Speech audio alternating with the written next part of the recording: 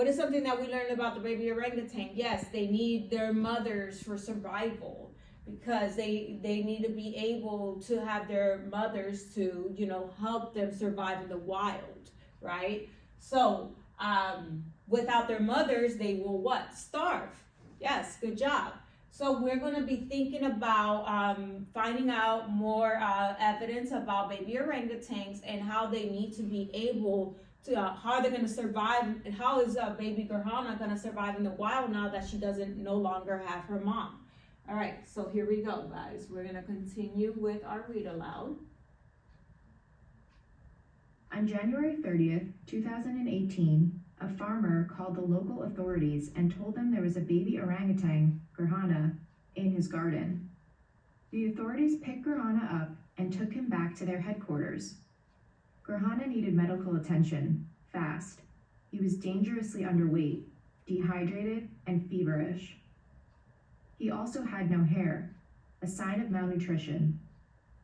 Fortunately, the authorities had a Okay, so remember, we are going to also circle those vocabulary words. We had the first one we had was defrustration. Now we have malnutrition. So I want you guys to circle those vocabulary words, because as we are reading, we are going to review those vocabulary words that we just discussed.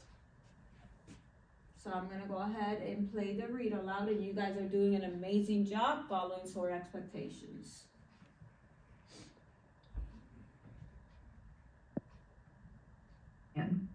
They contacted the Four Paws International Orangutan Forest School.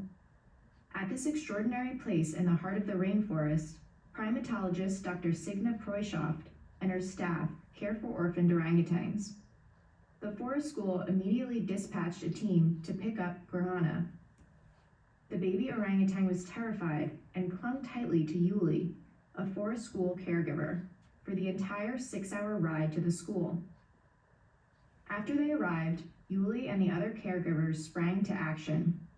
They worked around the clock, feeding and hydrating Gerhana, giving him medicine and belly rubs to keep him alive.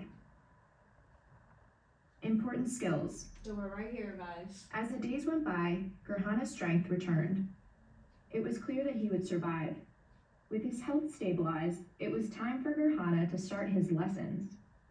In the wild, baby orangutans learned critical survival skills by observing and imitating their mothers. At the forest school, baby orangutans learned in much the same way. But instead of watching their mothers, they watched their human caregivers. For example, in the wild, Gerhana might have seen his mother peel the bark away from a tree and eat the nutritious fibers underneath. At the school, human caregivers showed Gerhana how to do this. Yep. Baby orangutans at the forest school also learned by observing the older orangutans. As time goes on, the caregivers give the young apes more time to explore the forest on their own.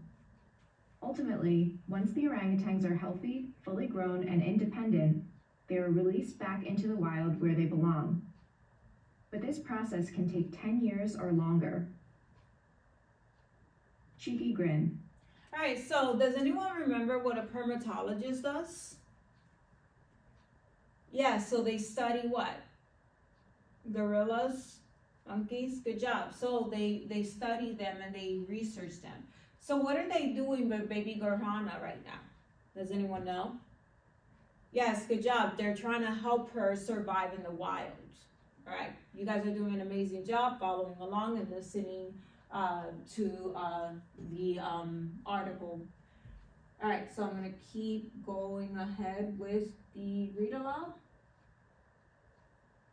As much as the forest school is doing for orangutans, the problem is bigger than the school can solve on its own. Since 1950, orangutan populations have declined by about 80%, and orangutans are now in danger of extinction. There are laws in place to prevent deforestation, but Proyshoft says more must be done to enforce them. If you want to help orangutans, here's what conservation organizations like the Rainforest Action Network suggest.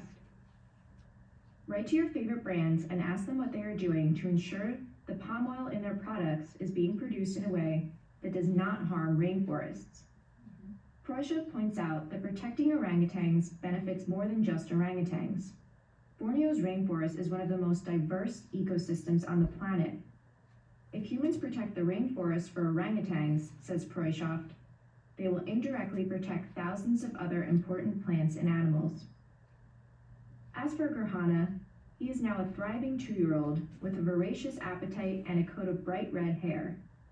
He loves to play and is well known around the school for his cheeky grin. Preuschel isn't surprised by Gerhana's remarkable recovery. That's typical of orangutans, she says. They are very resilient. Gerhana still has a lot to learn though. Fortunately, his many human moms and dads will be at his side, helping him every step of the way. All right. Hi Scope readers, Mackenzie here. I'm a writer here at Scope, and today I'm going to read you my story, How to Save a Baby Orangutan. When a baby orangutan was left for dead in the rainforest, a team of humans raced to save him. Give me 1 second. By Mackenzie Caro. Gerhana lay in the dirt, sick, starving, and alone.